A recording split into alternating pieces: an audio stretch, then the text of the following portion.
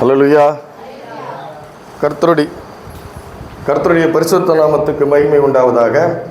இப்பொழுது வாசிக்கும்படி தெரிந்து கொள்ளப்பட்ட வேத வசனம் 1 கொரிந்தியர் 1வது அதிகாரம் வசனம் 30-31. 1 கொரிந்தியர் 1வது அதிகாரம் வசனம் 30-31.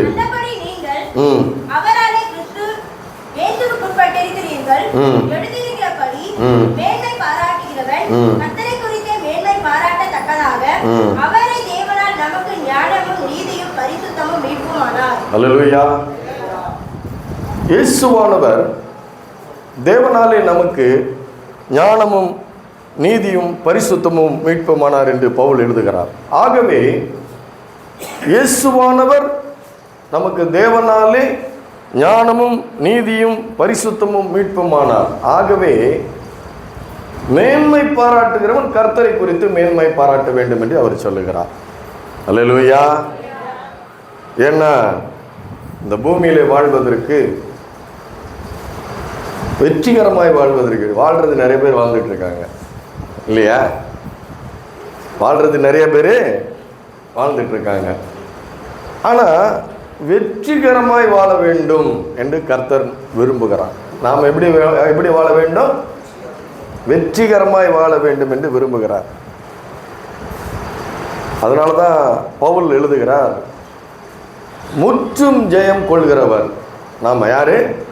கொஞ்சம் வெற்றி இல்லை, கொஞ்சம் ஜெயம் இல்லை, மோர் தென் கான்கரர் என்று சொல்கிறார். முற்றும் ஜெயம் கொள்கிறவர்கள். அது மாத்திரமல்ல, நாம் எப்போதும் வெற்றி சிறக்கிறவர்களாம். எப்பவுமே நமக்கு தோல்வி இல்லைன்னு அர்த்தம். அல்லேலூயா. இதெல்லாம் பிடிக்குதா? இது வேதத்தினுடைய வார்த்தைகள். இதெல்லாம் எங்கேருந்து வந்த வார்த்தைகள்? வேதத்திலிருந்து நமக்கு கொடுக்கப்பட்டிருக்கிற வார்த்தைகள். இந்த எப்போதும் வெற்றி சிறப்பது, வாழ்ந்திருப்பது, முற்றும் ஜெயம் கொள்வது, இதற்கெல்லாம் இயேசு தேவனால் ஞானமும் நீதியும் பரிசுத்தமும் மீட்புமானார். அல்லேலூயா. அதனால தான் நாம் என்ன பண்ணுறோம்? மேன்மை பாராட்டுகிறோம். நாம் யாரை குறித்து மேன்மை பாராட்டுகிறோம்? கர்த்தரை குறித்து. என் அறிவு, என் மூளை, என் ஞானம், என் பலனு, எங்கள் அப்பா அம்மா செஞ்ச புண்ணியம், அல்லேலூயா, அதெல்லாம் கிறிஸ்தவனுக்கு கிடையாது. யார் செய்த புண்ணியம்? இயேசுவானவர் சிலுவையிலே செய்து முடித்த காரியங்கள். அதனால தான் சொல்கிறாரு, மேன்மை பாராட்டுகிறவன் கர்த்தரை குறித்து மேன்மை பாராட்ட வேண்டும். அல்லேலூயா. இன்னைக்கு என்ன பாட்டு பாடிட்டு வந்தேன் தெரியுமா? ஜீவனை பார்க்கிலும் மேலானது உந்தன் கிருபை, மேலானது அழிவில்லா அன்புடன் அன்பு கூர்வேன், ஆர்வமாயின்னும் அன்பு கூர்வேன், கிருபை கிருபை மாறாத கிருபை, கிருபை கிருபை மாறாத கிருபை. அல்லேலூயா. நாம் நிற்பதும் நிர்மூலமாகாதிருப்பதும் தேவனுடைய சுத்த கிருபை. இன்னைக்கு ஜீவனோடு இங்கே உட்கார்ந்து இந்த தேவனை ஆராதிக்கிறோம்னா அவர் காண்பித்திருக்கிற கிருபை. அல்லேலூயா. இந்த கிருபை எல்லா பகுதியிலும் வெற்றி சிறக்க, முற்றும் ஜெயம் கொள்ள, வாழ்ந்திருக்க அந்த கிருபை நமக்கு உதவுகிறது. அல்லேலூயா. அந்த ஏன் அவ்வளவு கிருபை காட்டுறாரு? ஏன் அவ்வளவு அன்பு காட்டுறாரு? ஏன் அவ்வளவு நம்ம மேல இரக்கம் வச்சிருக்கிறாரு? ஏன் நம்ம வெற்றி பெறுவதற்கு அவர் உதவுகிறாரு? ஏன் நம்ம ஜெயமா இருக்கிறதுக்கு அவர் உதவுகிறாரு? நான் அவருடைய அன்பை அறிந்து கொள்ள, புரிந்து கொள்ள பிரகாசமுள்ள மனக்கண்கள் வேண்டுன்றாரு. அல்லேலூயா. பறந்து விரிந்த இருதயம் இருந்தாதான், மனசு இருந்தாதான் அந்த ஆண்டவரை நாம அறிந்து கொள்ள முடியும். அல்லேலூயா. அப்போ அந்த ஆண்டவர் தம்முடைய ஜனங்களுக்காக அவர் அவ்வளவு பெரிய காரியங்களை இந்த பூமியில செய்திருக்கிறார். அல்லேலூயா. நாம் அனுபவிப்பதற்கு, இந்த பூமியில நாம் அனுபவிப்பதற்கு ஏராளமான நன்மைகளை செய்திருக்கிறார். அது மாத்திரமல்ல, நம்மை அவர் தெரிந்தெடுத்திருக்கிறார். அல்லேலூயா. ஆனா இத இஸ்ரவேல் ஜனங்கள் அறியாதபடி, இஸ்ரவேல் ஜனங்கள் அவரால் தெரிந்து கொள்ளப்பட்டு அவரால் மீட்கப்பட்ட அந்த ஜனங்கள் என்ன பண்றாங்களா, சங்கீதம் 107 10வது வசனம் படிங்க. சங்கீதம் 107 10வது வசனம். 9 படிங்க, 9 10 படிங்க. என்ன பண்ண இப்போ? கிருபை. அவருடைய கிருபை நிமித்தமும் மனு புத்திரருக்கு அவர் செய்கிற அதிசயங்கள் நிமித்தமும் அவரை துதிப்பார்களாக. போதும் பாருங்க, அவர் அதிசயங்கள், கிருபை காண்பித்த கிருபையும் அதிசயங்கள் நிமித்தமாக அவரை துதிப்பார்களாக. ஆனா அவங்க என்ன பண்றாங்க பாருங்க, தேவனுடைய வார்த்தைகளுக்கு விரோதமாய் கலகம் பண்ணி உன்னதமானவருடைய ஆலோசனையை அசட்டை பண்ணினார்கள். ஆலோசனை கொடுத்தா ஞானம் இருந்தாலும் ஆலோசனை கொடுக்க முடியும் இல்லையா? எது இருந்தா ஆலோசனை கொடுக்க முடியும்? ஞானம் இருந்தாதான். அவர் ஆலோசனை கர்த்தர். அவர் நம்முடைய கர்த்தர் யாரு? ஆலோசனை கர்த்தர். அந்த ஞானத்தினாலே அவர்கள் ஆலோசனை கொடுக்கிறாரு. அந்த ஆலோசனையை அவர்கள் அசட்டை பண்ணினார்கள். அது மாத்திரமல்ல, தேவனுடைய வார்த்தைகளுக்கு விரோதமாய் கலகம் பண்ணி, அடுத்த வார்த்தை பார்த்தீங்கன்னா, அதனால கர்த்தருடைய வார்த்தைகளுக்கு எதிராக கலகம் பண்ணி அவருடைய ஆலோசனை அசட்டை பண்ணினதுனால தேவன் அவர்களை எதிர்க்கு ஒப்பு கொடுக்கிறாரு. அந்தகாரத்திலும்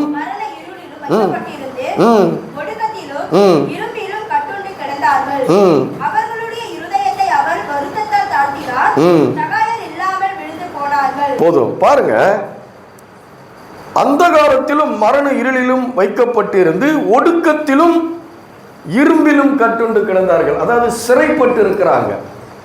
அந்தகாரம் அப்படின்னா மரண இருள் அப்படின்னா பகல். ஆனா காலையில் 6 மணி ஆனா சூரியன் வந்துருது. அந்த வெளிச்சம் இல்லை. இது அவர்களுடைய மன இருள். அந்த மன இருளினால அவருடைய வார்த்தைகளுக்கு எதிராக கலகம் பண்ணி அவருடைய வார்த்தை ஆலோசனையை அசட்டை பண்ணினதுனால அந்த காலத்திலும் மரண இருளிலும் இருந்தார்கள். மனதில் ஒரு சந்தோஷம் இல்லை, மனதில் ஒரு வெளிச்சம் இல்லை, ஒரு இருள் இல்லை. அதனால அவர்கள் என்ன பண்றாங்க? சிறைப்பட்டு இருக்கிறாங்க. அதனால தான் இரும்பிலும் கட்டுண்டு கிடந்தார்கள் என்று வேதம் சொல்லுது. சிறைப்பட்டு இருக்கிறாங்க, அந்நியர்களால சிறைப்பட்டு இருக்கிறாங்க. அவருடைய வார்த்தை அசட்டை பண்ணும்போது, அவருடைய வார்த்தைக்கு எதிராக கலகம் பண்ணும்போது சிறைப்பட்டு போகிறோம். அல்லேலூயா. இருதயம் இருளாகி விடுகிறது. அது எதனால வருது? அவருடைய வார்த்தைக்கு எதிராக கலகம் பண்றது, மீறுகிறது. அதனால அப்படி வருகிறது. அப்புறம் அதுக்கப்புறம் பார்த்தீங்கன்னா, அவருடைய இருதயத்தை அவர் வருத்தத்தினால் தாழ்த்தினார். சகாயர் இல்லாமல் விழுந்து போனார்கள். இருதயத்துல வருத்தம், துக்கம், துன்பம், ஒரு சந்தோஷம் இல்லை. ஏன்? வெற்றி இல்லை, ஒரு நிம்மதி இல்லை, ஒரு சமாதானம் இல்லை. எதனால இல்லை? கர்த்தருடைய வார்த்தைக்கு எதிராக கலகம் பண்ணுகிறது, அசட்டை பண்ணுவதனால அப்படிப்பட்ட ஒரு சூழ்நிலை. ஆகவே அவர் என்ன பண்றார்? இருதயத்தை என்ன பண்றாரா? வருத்தத்தினால் தாழ்த்தினார். சகாயர் இல்லை, ஆண்டவர்கிட்ட இருந்து உதவி இல்லை. எத்தனை பேருக்கு ஆண்டவருடைய உதவி வேணும்னு நீங்க நினைக்கிறீங்க? நான் சொல்றேன், இந்த பூமியில வாழ்வதற்கு ஆண்டவருடைய உதவி ரொம்ப அவசியம். அல்லேலூயா. அந்த அவசியம், அந்த உதவி இருந்துச்சுன்னா அவர் சொல்றாரு யோசுவாவுக்கு, நீ உயிரோடு இருக்கும் நாளெல்லாம் உனக்கு முன்பாக எதிர்த்து நிற்பதில்லை. அல்லேலூயா. அதான் சகாயர் இருந்தா உன்னை யாரும் தொட முடியாது. அதான் சொல்றாரு, உன்னை தொடுகிறவன் என் கண்மணியை தொடுகிறான். அல்லேலூயா. பவுல் சவுலா இருக்கும்போது சீஷர்களை துன்புறுத்துறாரு. யாரை துன்புறுத்துறாரு? சீஷர்களை. அப்ப ஆண்டவர் கேட்கிறாரு, சவுலே சவுலே, நீ ஏன் என்னை துன்பப்படுத்துகிறாய் கேட்கிறாரு. அல்லேலூயா. அதான் நம்முடைய கர்த்தர். உன்னை தொட்டா அவருடைய கண்மணியை, அதான் சகாயர் இல்லாமல் விழுந்து போனார்கள். ஆனா மறுபடியும் என்ன பண்றாங்க, அப்போ தங்கள் ஆபத்திலே எதிராக கலகம் பண்ணி அவருடைய ஆலோசனை அசட்ட பண்ணி அவரை மதிக்காம அந்நிய தெய்வங்களை வணங்கி அதற்கு தூபம் காட்டி அதுக்கு பலிகளை செலுத்தி அதுக்கு ஆராதனை பண்ணி அந்த காலத்திலையும் மரண இருளிலையும் இரும்புலையும் அவருக்கு சிறைப்பட்டு இறுதிய வருத்தத்தினாலே ஆகி அவர் மறுபடி ஆபத்து வரும் பொழுது மறுபடி அவரை நோக்கி கூப்பிடுகிறார்கள். அவர் என்ன பண்றாரு பாருங்க. அவர் 13 படிக்குமா.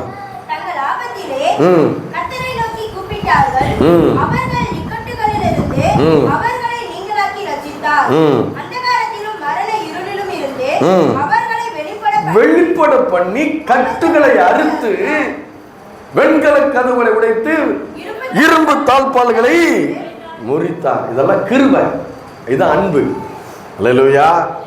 அவருக்கு எதிராக கலகம் பண்ணி மீறுதல் பண்ணி அசட்டை பண்ணி அவரை புறக்கணித்து அந்நிய தெய்வங்களை வணங்கி அந்த காலத்தில் மரண இருளிலும் போய் சிக்கி இறுதியம் வருத்தப்பட்டு வாதிக்கப்பட்டு துன்பமும் துயரத்தை அடைந்து அப்புறம் உணர்ந்து மறுபடி கர்த்தரிடத்தில் திரும்பும் பொழுது அவர் என்ன பண்றாரு, அவர்கள் அங்கிருந்து வெளியே கொண்டு வருகிறார். அல்லேலூயா. நாமளா இருந்தா என்ன பண்ணுவோம், நமக்கு எதிராக ஒருத்தர் பண்ணா சாவட்டும்னு விட்டுருவோம் இல்லையா? உண்டா இல்லையா? நம்ம அன்பு அது. நம்ம அன்பு பிள்ளைங்க சொல் பேச்சு கேட்காம எங்கேயோ போடி போய் கல்யாணம் பண்ணிக்கிச்சின்னா தொலைஞ்சிதுரா சனின்னு விட்டுறாங்க. அல்லேலூயா. என் பேச்சை கேட்டியா நீ? ஏன்னா கொஞ்சம் அன்பு இருக்குது நம்மக்கிட்ட, அவ்வளோதான். ஆனால் இந்த ஆண்டவர் என்ன பண்ணியிருக்காரு, அந்த காலத்திலும் மரண இருளிலும் இருந்து அவர்களை வெளிப்பட பண்ணி அவர்கள் கட்டுகளை அறுத்தார். கர்த்தர் வெண்கல கதவுகளை உடைத்து இரும்பு தாழ்பால்களை முறித்தார். இதுக்கு வர அப்போ அவருடைய அன்பு என்னன்னா, அவருடைய அன்பு எப்படிப்பட்ட அன்பு? மாறாத அன்பு. அல்லேலூயா. அப்போ அன்பு குறைஞ்சி போயிடுச்சா? ஆபத்து வருது, தவறு பண்ணிட்டோம், பாவம் பண்ணிட்டோம், அக்கிரமம் பண்ணிட்டோம், அநியாயம் பண்ணிட்டோம், பல காரியங்களை செய்துட்டோம். ஆனால் மனம் வருந்தி திருப்பி அந்த ஆண்டவர்கிட்ட வரும் பொழுது அவர் என்ன பண்றாரு, மன்னித்து மறுபடியும் நம்ம என்ன பண்றாரு, அதே அளவு அன்போட குறையில அதெல்லாம் மறந்துடுறாரு. அவரை கூப்பிட்டவன் அதெல்லாம் அவர்கிட்ட மன்னிப்பு கேட்டவன் அதெல்லாம் மறந்து மறுபடியும் அவர் அதே அன்பு, குறையாத அன்பை செலுத்துகிறவர் தான் நம்முடைய கர்த்தர். அல்லேலூயா. அதான் தேவன் அன்பாகவே இருக்கிறார். நாம கிட்ட அப்படி இல்லை. நம்மளுக்கு யாராவது எதிராக ஒன்று பண்ணிட்டா என்ன பண்ணிடுறோம், சர்ன்னு என்ன பண்ணிடுறோம், சூடாயிடுறோம். ஆனால் ஆண்டவர் அன்பாகவே இருக்கிறார். நம்முடைய தேவன் எப்படிப்பட்ட தேவன்? அன்பின் தேவன். அல்லேலூயா. எபேசியருக்கு எழுதின நிருபம் 3ஆம் அதிகாரம் 17, 18, 19 எடுங்க. எபேசியருக்கு எழுதின நிருபம் 3வது அதிகாரம் 16. பவுல் எழுதுறாரு பாருங்க, எப்படி எழுதுறாரு பாருங்க. இந்த ஆண்டவருடைய அன்பை குறித்து எப்படி எழுதுறாரு பாருங்க. நீங்கள்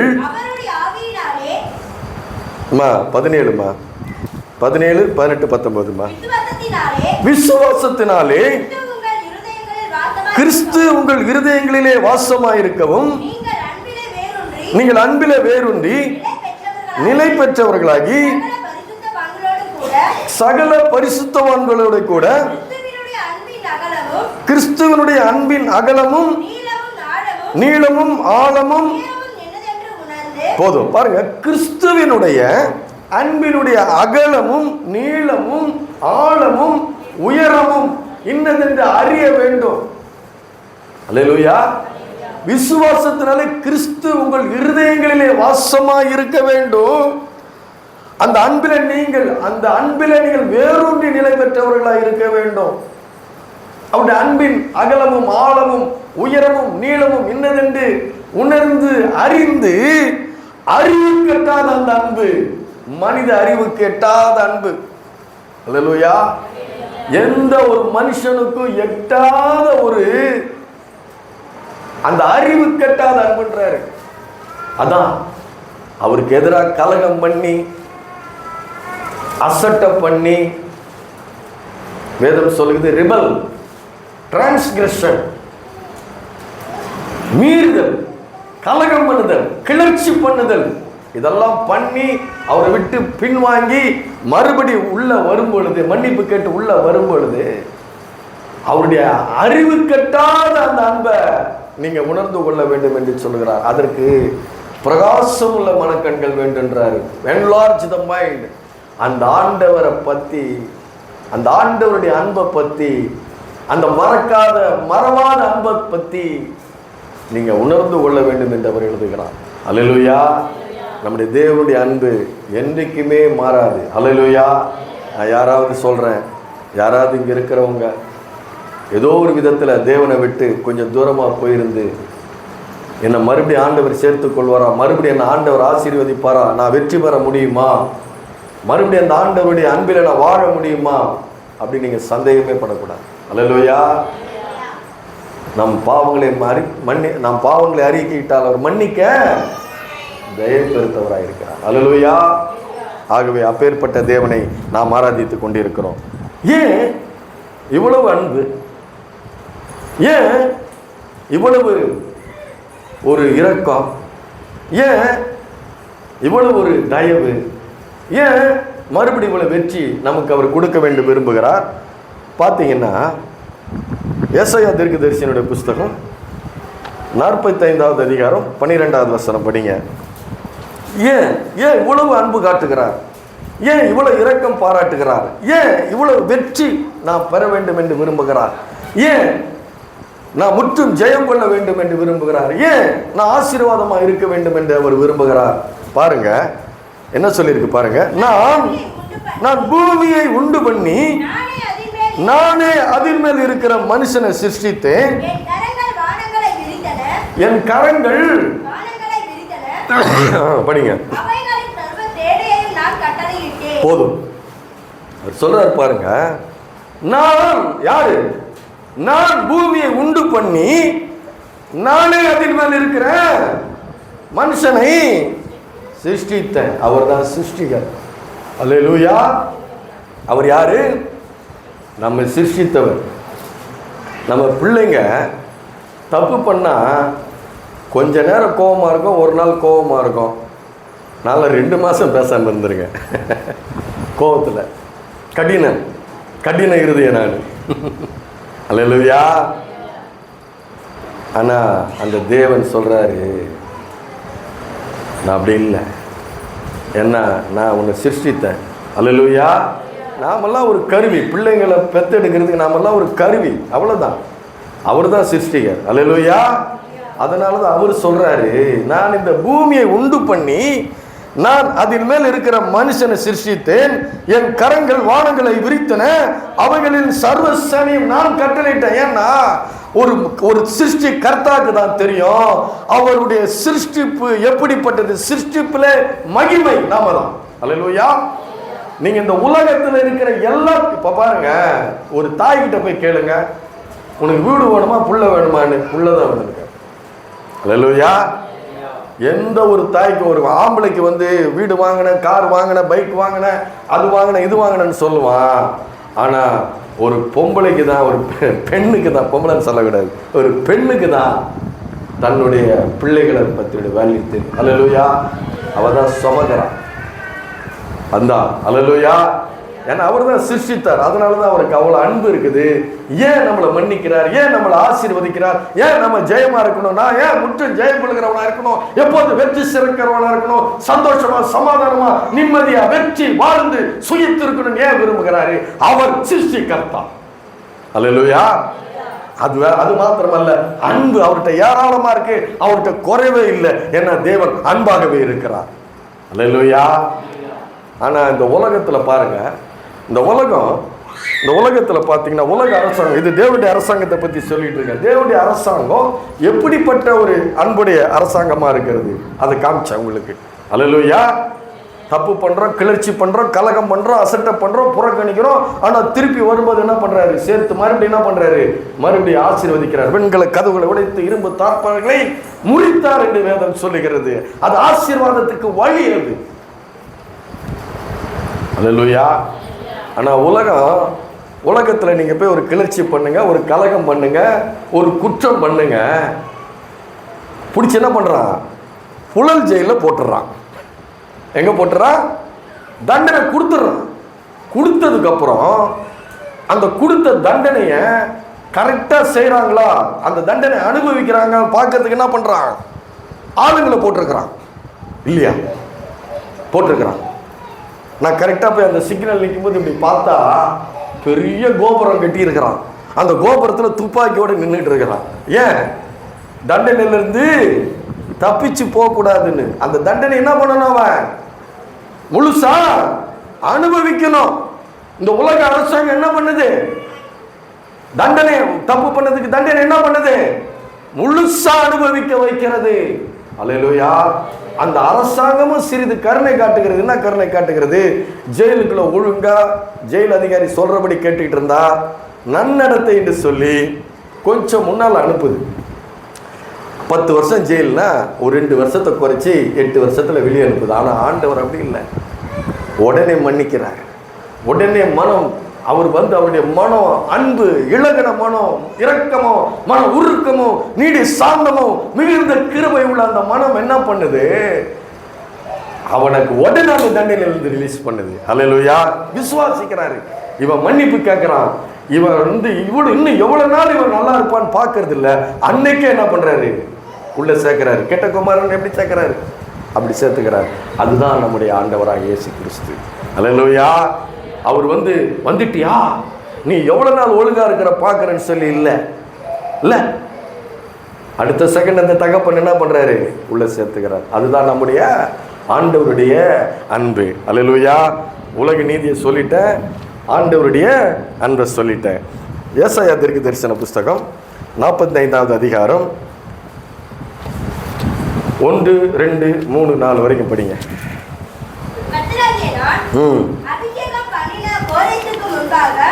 சாதிகளை கீழ்ப்படுத்தி ராஜாக்களின் இடை கட்டுகளை அவிழ்க்கும் படிக்கும், அவனுக்கு முன்பாக வாசல்கள் பூட்டப்படாதிருக்க கதவுகளை திறந்து வைக்கும் படிக்கும், அவனை பார்த்து அவன் வலது கையை பிடித்துக் கொண்டு அவனுக்கு சொல்லுகிறதாவது, நான் உனக்கு முன்னே போய் கோணலானவைகளை செவ்வையாக்குவேன், உன்னை பெயர் சொல்லி அடைகிற இஸ்ரவேலின் தேவனாகிய கர்த்தர் நானே என்று நீ அறியும் படிக்கு வெண்கல கதவுகளை உடைத்து இருப்பு தாழ்பால்களை முறித்து அந்த காலத்தில் இருக்கிற பொக்கிஷங்களையும் ஒளிப்பிடத்தில் இருக்கிற புதையல்களையும் உனக்கு கொடுப்பேன். நான் என் தாசனாகிய யாக்கோபின் நிமித்தமும் நான் தெரிந்து கொண்ட இஸ்ரவேலின் நிமித்தமும் நான் உன்னை பெயர் சொல்லி அழைத்து நீ என்னை அறியாதிருந்தும் உனக்கு நாமம் தரித்தேன். அடுத்த வசனம் படிச்சிருங்க. நானே கர்த்தர், வேறொருவர் இல்லை, என்னை தவிர தேவன் இல்லை. போதும். பாருங்க, இது என்ன சொல்றாரு? 45ஆம் அதிகாரம் 1ஆம் வசனத்தில் என்ன சொல்றாரு? கர்த்தராகிய நான் அபிஷேகம் பண்ணின கோரேசுக்கு முன்பாக ஜாதிகளை கீழ்ப்படுத்தி ராஜாக்களின் இடைக்கட்டுகளை அவிழ்க்கும்படி அவனுக்கு முன்பாக வாசல்கள் பூட்டப்படாதிருக்க கதவுகளை திறந்து வைக்கும்படி அவனை பார்த்து அவன் வலது கையை பிடித்துக் கொண்டு அவனுக்கு சொல்லுகிறதாவது. இது யார் தெரியுமா? இந்த கோரேசு இஸ்ரவேல் வம்சத்தான் கிடையாது, புறஜாதியானவன், பெர்சிய ராஜா. இவன் பேர் என்ன சொல்றாரு? கோரேசுக்கு அப்படின்னு சொல்றாரு. இது எப்ப சொல்றாரு தெரியுமா? எப்ப சொல்றாரு? அவன் இன்னும் பிறக்கவே இல்லை. அல்லேலூயா. ஏசாயா தீர்க்கதரிசியில் எழுதும் பொழுது அவன் இன்னும் பிறக்கவே இல்லை கோரேஸ். இவர் சொன்னதுக்கு அப்புறம் 210 வருஷம் பின்னாடி பிறந்தான். எத்தனை வருஷம் பின்னாடி பிறந்தான்? நம்முடைய கர்த்தர் யாரு சொல்றாரு இல்லையா? நானே கர்த்தர், வேறொருவர் இல்லை, என்னை தவிர தேவன் இல்லை. இன்னொன்னு சொல்றாரு யோபுல, இருக்கிறவன் எவனும் பிறக்கிறதுக்கு முன்னாடியே பேரிடப்பட்டிருக்கிறான். அல்லேலூயா. யோபு புஸ்தகம் சொல்றது, நீங்கெல்லாம் ஏன் பிறக்கிறதுக்கு முன்னாடி பேர் வைக்கப்பட்டவர்கள். புது பேர் இல்லை, பழைய பேரே நான் சொல்றேன்.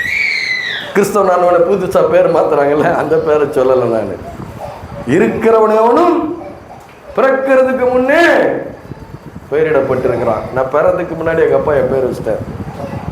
வயிற்றுல இருக்கும்போதே ஆம்பளை பிள்ளைன்னு தான் தெரியும். ஆம்பளை பிள்ளைன்னு தெரிஞ்சு கிறிஸ்தவ பேரையில் சுந்தரபாண்டியன் பேர் வச்சார் எனக்கு எங்கள் அப்பா. ஆண்டவர் வந்து சொன்னாராம். அல்லேலூயா. அது இருக்கட்டும், அது ஒரு பெரிய மேட்டர் இல்லை. அவர் சொல்றாரு 210 வருடங்களுக்கு முன்பாக அந்த கோரேசுக்கு பேர் வச்சு அவனுக்கு என்ன சொல்றாரு,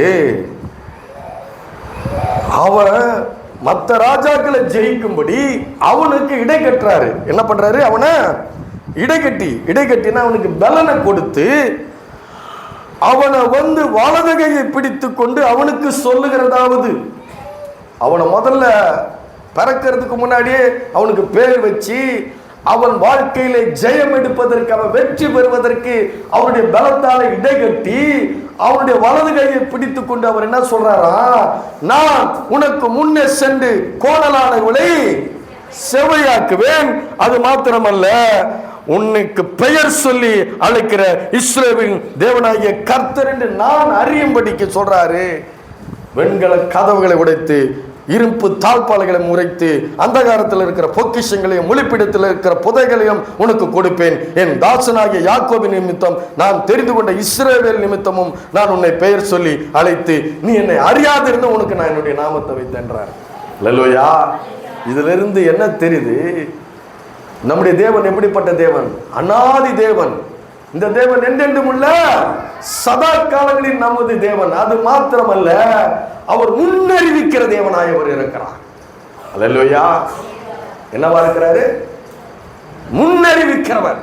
உன்னுடைய வாழ்க்கையிலே உனக்கு என்னெல்லாம் நடக்கும், உன்னுடைய வாழ்க்கையிலே உனக்கு என்னெல்லாம் செய்யப்படும் என்று உனக்கு ஒரு முன்னறிவிக்கிற தேவன் அவர். அல்லேலூயா. இந்த வேதத்தை நீங்க வாசித்து பார்த்தீங்கன்னா அவர் சொல்றாரு, உன்னை ஆசீர்வதிப்பேன், உன்னை பெருகவே பெருக செய்வன், உன் பேரை பெருமைப்படுத்துவன், நீ ஆசீர்வாதமாயிருப்பாய், உன் சந்ததி இவ்வளவாயிருக்கும், அது வானத்து நட்சத்திரங்களை போல இருக்கும், அது பூமியின் தூளத்தினையாக இருக்கும், அது கடற்கரை மணலத்தினையாக இருக்கும், அது எண்ணி முடியாததாக இருக்கும் என்று சொல்லுகிறார். அல்லேலூயா. உன் மனைவி உன் வீட்டோர்களை கிணதிலும் திராட்சை கொடியை போல இருப்பார், உன் பிள்ளைகளின் பந்தை சுற்றிலும் ஒலிவ மர கன்றுகளை போல இருப்பார்கள். இதோ சத்துருக்களுக்கு முன்பாக ஒரு பந்தை ஆயத்தப்படுத்தி என் தலை என்னால் அபிஷேகம் பண்ணுவார். இதெல்லாம் உன்னை குறித்தும் என்னை குறித்தும் தேவன் தன்னுடைய இருதயத்தை முன்னாடியே வெளிப்படுத்தி இருக்கிறார். அல்லேலூயா. அப்படிதான் நம்ம அழைச்சிருக்கிறாரு. நாம அவர் அறிந்தது கிடையாது. எனக்கெல்லாம் நான் கிறிஸ்தவனா பிறந்த இந்த இயேசு எனக்கு தெரியவே தெரியாது. ஆனா அவர் முன்னறிவிக்கிறவர். முன்னறிவிக்கிறது மாத்திரமல்ல, உன்னை அழைத்து உனக்கு பெயர் சொல்லி உன்னை அழைத்து நீ அறியாதிருந்தும் உனக்கு அவர் உனக்கு நாமத்தை வைத்து உன்னை ஆசீர்வதிக்கும்படி தெரிந்து கொண்ட தேவனாய் இருக்கிறார். அல்லேலூயா. 210 வருஷம் முன்னாடி பின்னாடி பறக்கிறான். இதை சொன்னதுக்கு அப்புறம், இந்த வசனம் எழுதுனதுக்கு அப்புறம் 45 வருஷம் பின்னாடி பறக்கிறான். என்ன 210 வருஷம், இந்த 45 அதிகாரத்துல எழுதுனதுக்கு அப்புறம் 210 வருஷம் கழிச்சு பின்னாடி பறக்கிறான். ஏன் பறக்கிறான்? ஏன் அவனுக்கு தெரிகிறாரு? ஏன் அவனுக்கு அவனுடைய பலத்தால் இடை கட்டுகிறாரு? ஏன் அவனுடைய வலது கையை பிடித்து அவனை அழைத்து சென்று வெண்கல கதவுகளை முடித்து இரும்பு தாழ்பால்களை ஏன் முறிக்கிறாரு? இவனை ஏன் பயன்படுத்துகிறாரு? ஏன் இவனுக்கு வெற்றியை தருகிறாரு? ராஜாக்கள் எல்லாம் ஏன் இவனுக்கு முன்னாடி நிற்க முடியாதபடி ஏன் பண்றாருன்னா, அவர் தெரிந்து கொண்ட இஸ்ரவேல் ஜனங்கள் நிமித்தம், அல்லேலூயா, அவருடைய ஜனங்களுக்காக இவனை ஆசீர்வதிக்கிறார். இவனை அவருடைய பலத்தால் இடை கட்டுகிறார். ஏன் 107வது சங்கீதத்தில் படிச்சல்ல, அவருடைய ஜனங்கள் அவருக்கு எதிராக கலகம் பண்ணி மீறுதல் பண்ணி அவருடைய ஆலோசனை அசட்டை பண்ணி அந்நிய தெய்வங்களுக்கு தூபம் காட்டி பலிகளை செலுத்தி அதுக்கு முன்னால பணிந்து அப்படி எருசலேமில் இந்த தேவனை மறந்து அந்நிய தெய்வங்களை அவர்கள் ஆராதித்து அவர்களை பணிந்து கொண்டு அவர்களுக்கு பலிகளை செலுத்தினதுனால தேவன் அந்த இஸ்ரவேலை என்ன பண்றாரு, பாபிலோன் ராஜாவை கொண்டு என்ன பண்றாரு, சுட்டெரிக்கிறார். இவர்களெல்லாம் அடிமைப்படுத்தி கொண்டு போகலாம். எல்லாரையும் சிறைப்படுத்தி அடிமைப்படுத்தி கொண்டு போய் பாபிலோன்ல சிறை வைக்கிறான் நேபுகாத்நேச்சார். சிறை வைக்கப்படுகிறார்கள். அங்க வந்து இவருடைய பிராணன் இரும்புல அடைபட்டிருக்கிறது, இருதயம் வருத்தத்தில் இருக்குது, அடிமைப்பட்டு கிடக்கிறாங்க. அடிமைப்பட்டு கிடக்கிற அந்த ஜனங்களை மீட்டெடுக்கணும். இப்போ அவங்க மனம் திரும்புறாங்க, அநியாயத்தில் இருக்கிறாங்க, இப்போ வருத்தத்தில் இருக்கிறாங்க, பசியில் இருக்கிறாங்க, சிறைப்பட்டு இருக்கிறாங்க, அடிமைத்தனத்தில் இருக்கிறாங்க, ஒடுக்கத்தில் இருக்கிறாங்க, நெருக்கத்தில் இருக்கிறாங்க. அப்பேற்பட்ட ஜனங்க இப்ப என்ன பண்றாங்க? மனம் திரும்புறாங்க. தங்கள் ஆபத்து காலத்துல அவரை நோக்கி கூப்பிடுகிறார்கள். அப்போ அவர் என்ன பண்றாரு? அவர்களை விடுவிக்கணும். அந்த பாபிலோன் ராஜா கிட்ட இருந்து அவர்களை விடுவிக்கணும். பாபிலோன் ராஜா அது மாத்திரமல்ல, அந்த எருசலேமில் இருக்கிற இஸ்ரவேலில் இருக்கிற எல்லா பொக்கிஷங்களையும் கொண்டு போய் என்ன பண்ணிட்டான்? அவனுடைய தேசத்தில் வச்சிருக்கிறான். தேவனுடைய ஆலயத்தில் இருந்த பொக்கிஷங்களை எல்லாம், வெள்ளி பொன் எல்லாத்தையும் கொண்டு போய் அங்கே வச்சிருக்கிறான். அது மாத்திரமல்ல, நல்லா தெரியும், நம்மளுக்கே தெரியும். நாம் என்ன சொல்கிறோம்? வேற வேற ஊர்லேருந்து ஒருத்தன் வந்தால் என்ன சொல்கிறோம்? உழைக்க வந்தவனுக்கு இவ்வளோ திமிரான்னு கேட்குறோம். கேட்டதே இல்லையா? மனசுலையா நினச்சிருப்பீங்களா இல்லையா? அல்லேலூயா.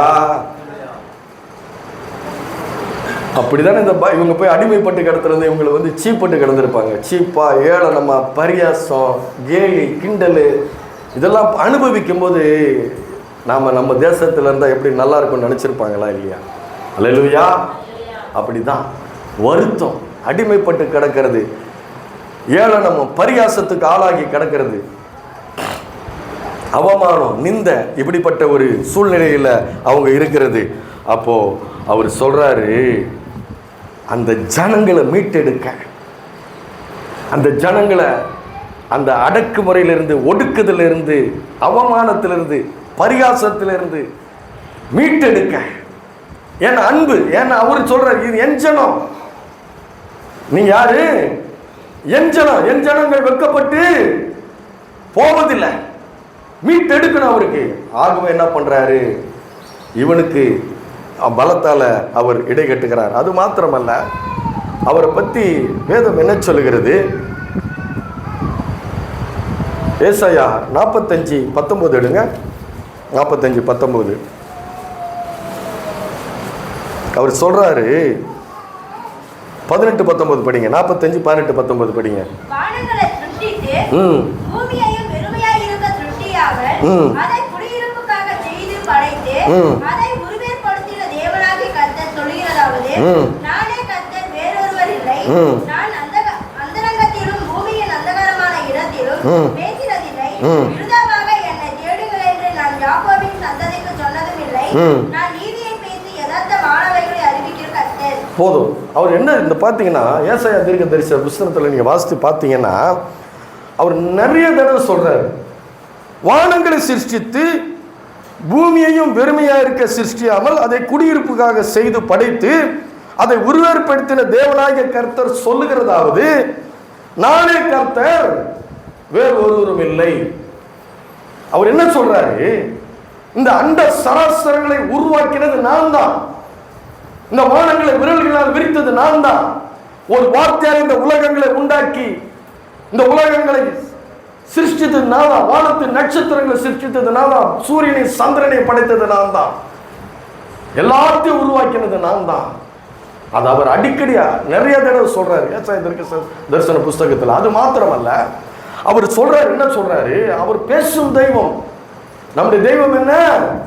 பேசும் தெய்வம், கேட்கிற தெய்வம், இருதயத்தை உணர்ந்து ஆராய்கிற தெய்வம் நம்முடைய தெய்வம். சாதாரண தேவன் அல்ல அவர். அவர் பேசும் தெய்வம். அவர் சொல்றாரு, என்ன சொல்றாரு? நான் அந்தரங்கத்திலும் பூமியின் அந்தகாரமான இடங்களிலும் பேசினதில்லை.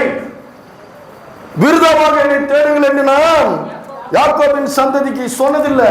நான் எல்லாத்தையும் சிருஷ்டித்துட்டேன், பூமியை குடியிருப்புக்காக உண்டாக்கிட்டேன், மனுஷனை சிருஷ்டித்துட்டேன்.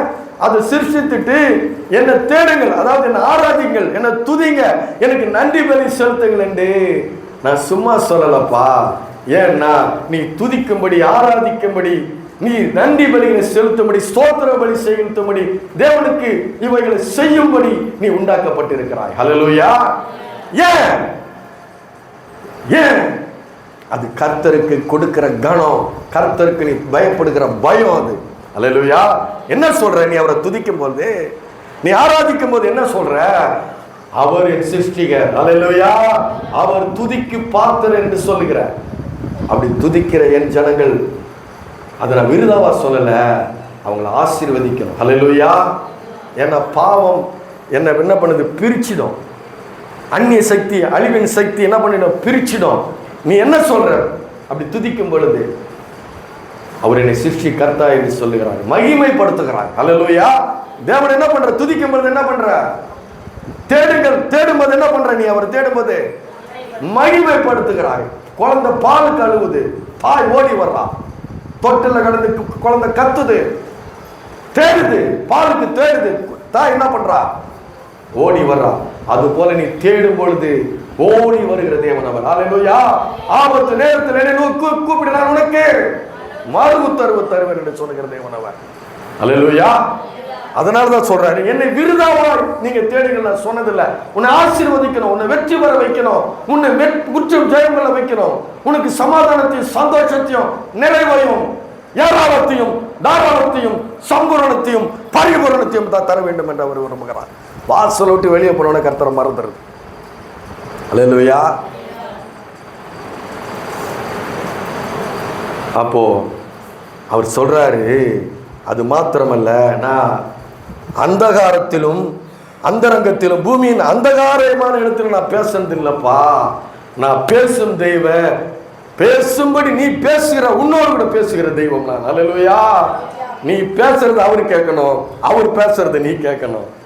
அல்லேலூயா. அதான் ஜபம், அதான் துதி, அதான் ஆராதனை, அதான் ஸ்தோத்திர பலி. என்ன பண்ணிட முடியும்? நீங்க இந்த கர்த்தருக்கு சொல்லுங்க, என்ன பண்ணிடுவீங்க? நான் கேட்கிறேன். வானங்களை விரலினால் விரித்தவர் அவர். அது கிட்ட கூட போக முடியல நம்மளால. அவருக்கு நம்ம என்ன பண்ணிட முடியும்? சொல்றாரு, சங்கீதக்காரன் சொல்லுகிறான், அற்புதமா சொல்றான், கர்த்தர் செய்த உபகாரங்களுக்காக நான் எண்ணத்தை செலுத்துவேன், இந்த ரட்சிப்பின் பாத்திரத்தை கொண்டு வந்து அவருடைய நாமத்தை தொழுது கொள்ளுவேன். அல்லேலூயா. அதான் நம்மளால செய்ய முடியும்.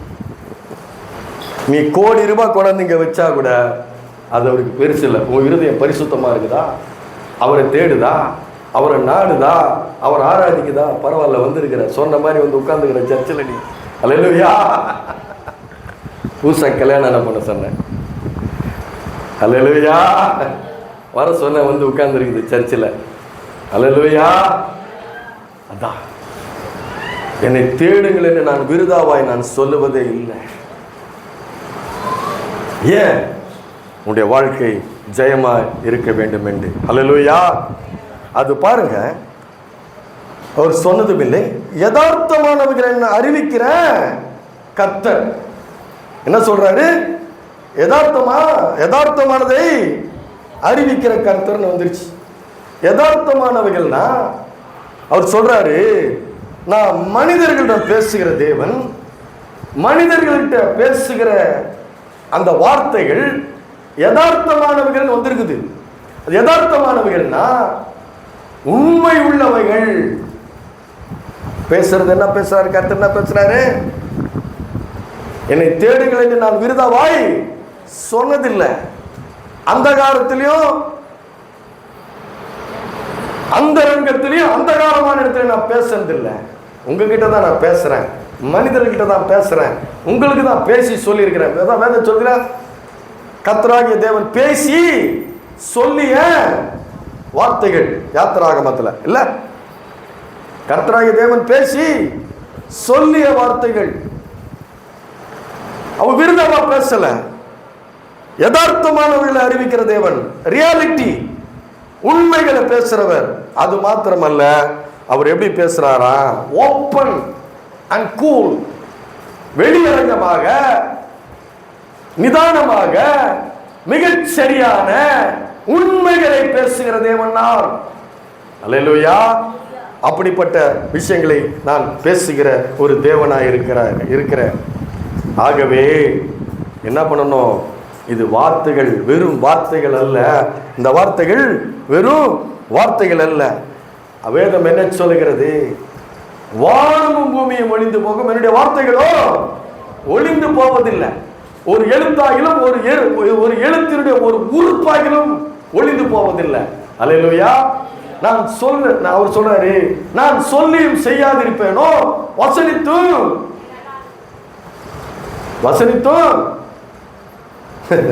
அல்லேலூயா. நான் சொல்லியும் செய்யாதிருப்பேனோ, வசனித்தும் நிறைவேற்றாதிருப்பேனோ.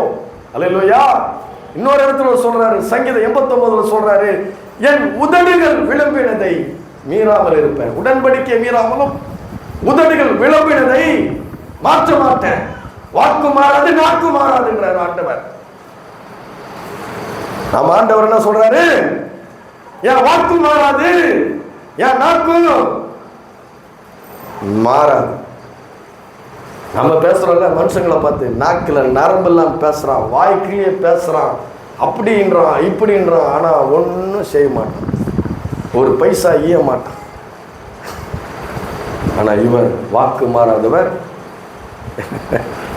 நாக்கும் நாம நிறைய புழுவுறோம், ஆனா ஆண்டவர் அதெல்லாம் இல்லை. அல்லேலூயா. தர்றன்னு சொல்லிட்டு வர வச்சு தர்றதில்லை இல்ல. நம்ம கிட்ட நிறைய இருக்குது, ஆனா கிறிஸ்துவின் சிந்தை நமக்கு வேண்டும். சொன்னபடி இருக்கணும். அல்லேலூயா. அப்படி இருக்கிறவளை கர்த்தர் நேசிக்கிறார். சரி, அப்போ மனிதனுடைய வார்த்தைகள் எல்லாம் வெறும் வார்த்தைகள். ஆனால் தேவனுடைய வார்த்தைகள் எல்லாம் என்ன சொல்றாரு? மாறவே மாறாது. சொன்னா உன்னை செய்வேன், உன்னை ஆசீர்வதிக்க நான் ஆசீர்வதிப்பேன், உன்னை கைவிட மாட்டேன்னா கைவிட மாட்டேன், உன்னை விட்டு விலக மாட்டேன்னா உன்னை விட்டு விலக மாட்டேன். ஏன்? உன்னை பெயர் சொல்லி அழைத்து அறிந்திருக்கிறதுனால இந்த கோரேசு பிறக்கிறதுக்கு 210 வருஷத்துக்கு முன்னாடி அவனை பற்றி சொல்லி அவனை அழைச்சி அவனுக்கு அவனுடைய பலத்தால் இடைகட்டி அவர் கரம் பிடிச்சு செய்து கோணலானவர்களை செவ்வையாக்கி ஒளிப்பிடத்திருக்கிற புதையல்களை பொக்கிஷங்களை கொடுத்து வெண்கல கதவுகளை உடைத்து இருப்பு தாழ்பாளர்களை முறித்தார். அல்லேலூயா. அதை நடத்தி காமிச்சார். அவன் பிறந்து அவன் ராஜாவாகி அவனுக்கு இவருடைய பலனை கொடுத்து இவர் அவன் கூட போய் அவனுக்கு முன்னாடி கோணலானவர்களை செவ்வையாக்கி ஒளிப்பிடத்தில் இருக்கிற பொக்கிஷங்களாக கொடுத்தாரு. எப்படி கொடுத்தாரு? இவங்க அடிமைப்பட்டு கிடந்தாங்கல்ல, கர்த்தருக்கு மறுதளிச்சு கர்த்தருக்கு முதுகு காட்டி கர்த்தரை வணங்காம ஆராதிக்காம பாபிலோன்ல சிறைப்பட்டு அடிமைப்பட்டு பரியாசம் எல்லா அவமதிப்பு எல்லா அவமானம் எல்லாத்தையும் அடிமைப்பட்டு கிடக்கிறாங்க. எருசலேம் தீக்கிரையாக்கப்பட்டிருக்கிறது, ஆலயம் தீக்கிரையாக்கப்பட்டிருக்கிறது.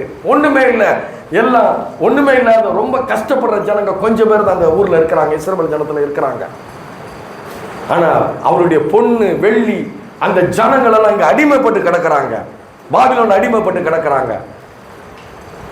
அப்போ ஆண்டவர் இவனை எழுப்புகிறார். கோரேஸ் எழுப்பினார். இவனை அறியவே அறியாதவன், அவர் ஆண்டவரை அறியாதவன். ஆனா அவன் பிறக்கிறதுக்கு முன்னாடி அவனை பேர் சொல்லி அழைத்து அறிந்து அவனை கூட்டிட்டு போய் என்ன பண்றாரு? அந்த பாபிலோன் நகரத்தை பாபிலோன் நகரமே வெண்கல கதவுகள். என்ன கதவுகள்? சும்மா உடைக்கு செவுத்து ஒத்தக்கல் செவரு கிடையாது, காம்பவுண்டு செவரு ஒரு உத விட்டேன்னா அதை உழுந்துடும். ஆனா வெண்கல கதவுகளை போட்டிருக்கிறான், இருப்பு தாழ்பாளர்களை போட்டிருக்கிறான்.